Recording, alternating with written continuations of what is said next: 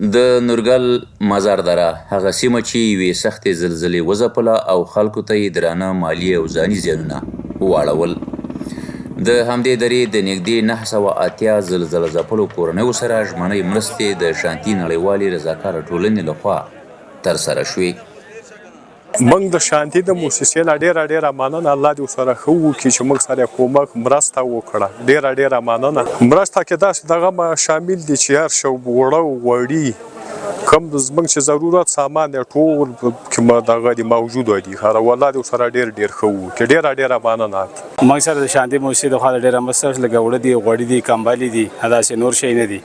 موږ زلزله پلي کسان یو موږ سره موږ د شانتي موسسې نه خوشحاله ډېر ضرورت زموږ لکه د خوراکي شی نه دي لکه سرپناه ده داسې دا سړک هم زموږ خرابې شوي دي ولې زموږ هر څه خراب دي مالونه مړه دي کسان شهیدان شوي دي. شانتي موسسې موږ سره کومک وکړو. موږ ته خوشحاله مننه کوو.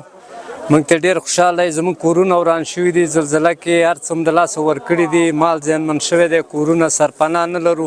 اوس وړه غوړي او ګمبلې دې کومک یې راسره وکړو. موږ ته یو جهان مننه کوو. آینده کې هم دې موږ سره کومک وکړي. سرپناه نه لرو. جمع راغی یخني ده. په افغانستان کې د شانتي نړیوالې رضاکاره ټولنې مشر پر زلزله ځپلو د مرستو د ویش پر مهال ډاډ ورکړ چې تل به د زلزله ځپلو هیوادوالو لاسنیوی کوي.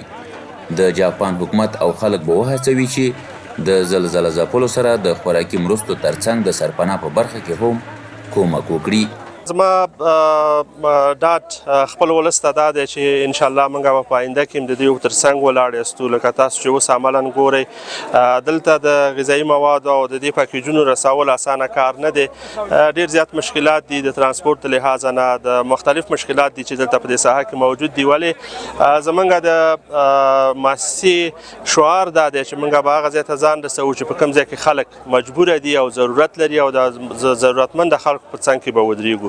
دیو ته به انشاءالله په آینده کې رسیدګي کوو په مختلفو برخو کې. دا کومه مرسته چې اوس توزیع کیږي دا کم پیکج چې خلکو ته ورکول کیږي دا خو د شانتي رضاکاره ټولنې د خوا نه د هغه ساحه ده چې په کومه ساحه کې زیات متضرر دي خلکو ته زیات تلفات اخوتي دي چې مزار در سهیل تنګي ته او دغه رنګ د نورو مستات نوم غوښتنه دغه ده چې زمونږ او ستاسو د قومونه ولسونه د ډېرو زیاتو ستونزو او مشکلاتو سره مخ دي چې باید د خلکو ته د شلټر برخې کار وشي. زمونږ او ستاسو په دې خلکو باندې د یخنۍ موسم را روان دی.